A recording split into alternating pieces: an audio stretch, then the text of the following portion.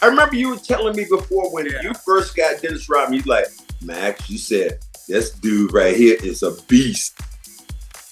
CLNS History is brought to you by FanDuel, the exclusive wagering partner of the CLNS Media Network.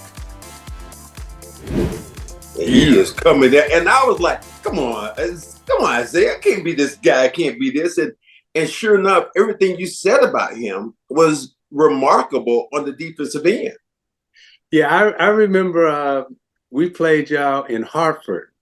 Mm-hmm. And Kent Benson. Remember Kent Benson? Remember Kim Benson as he got 56 scored on it against Kevin McHale. I do remember that. So wait, we come out of the huddle, and Larry, I think we up one, and Larry look at me and Benson come to guard him. Bird had a little smile on his face as he came out too. And he looks at me and he goes, and you know he called me Cheesy. He goes, Cheesy, and he pointed right at Benson. You putting him on me? Of course, he made the last basket. We lose, right?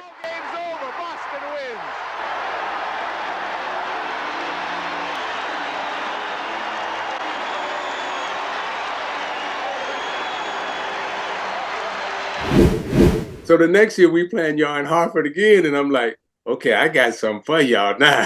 And that's when I started talking about Rodman. And the first time I met him, you know, I had never seen an athlete like him. Like we had great athletes. Thompson to Kareem, blocked by Rodman, blocked again by Rodman, and Scott takes it out. But Dennis Rodman stopped two great baskets inside. Watch this play. Dennis Rodman will come from nowhere to block Kareem Abdul-Jabbar's shot. I think he surprises him with the first one, but not on the second one. But, you know, his athleticism was a little different. You know, his speed was a little different. Mm-hmm. And, you know, the way he rebounded, the way he ran, the way he defended. I love that guy. You know what? I didn't think it was real, though, when I first saw him. And then I started watching him over, and everything was a repeat of the repeat.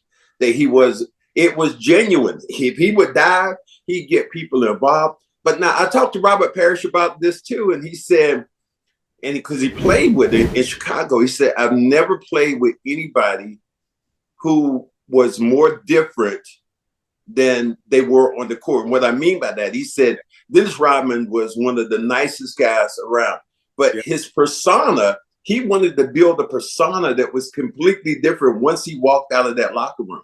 Yeah. And I think it all started when, if you remember, Max, they weren't paying guys in the league for rebounding. Right, absolutely. Right? And Rodman turned rebounding into a show, and he got paid for rebounding and defense.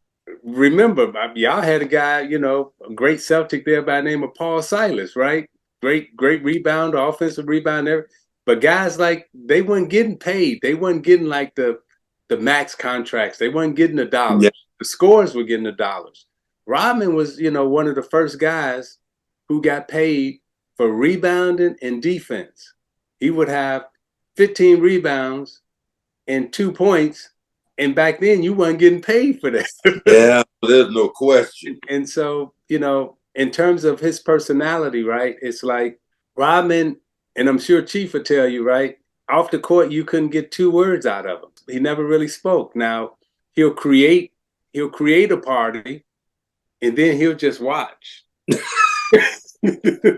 You know, but he never said anything, man. But I loved him as a teammate. He was dependable. He knew all his assignments. He was smart as hell in terms of, you know, defending people, and the way he talked about defending.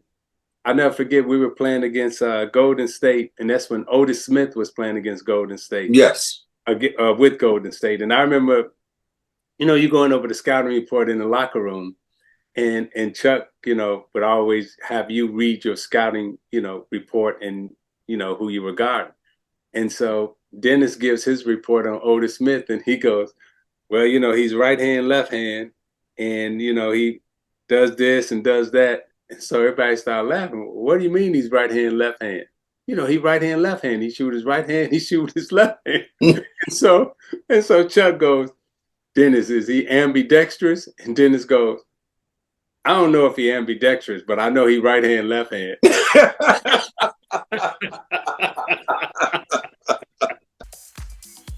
The Cedric Maxwell podcast is brought to you by FanDuel, the exclusive wagering partner of the CLNS Media Network. Grand slams, no-hitters, and double plays are back, and there's no better place to get in on the MLB action than FanDuel, America's #1 sportsbook and official partner of Major League Baseball. And new customers in Mass can get in on the action with $200 in bonus bets, guaranteed when you place your first $5 bet. And sign up at FanDuel.com/Boston. Finally, you can bet on all your favorite sports, from the money line to point spreads to player props and more. So bet now on an app that's safe, secure, and super easy to use. Don't miss your chance to get $200 in bonus bets, win or lose. Visit FanDuel.com/Boston and make every moment more. FanDuel, official partner of Major League Baseball. You must be 21 or older and present in Massachusetts to participate. A $10 initial deposit is required. Your first online bet must be a real money wager. Bonuses are issued as non-withdrawable bonus bets which expire in 14 days. Restrictions apply. See terms at sportsbook.fanduel.com.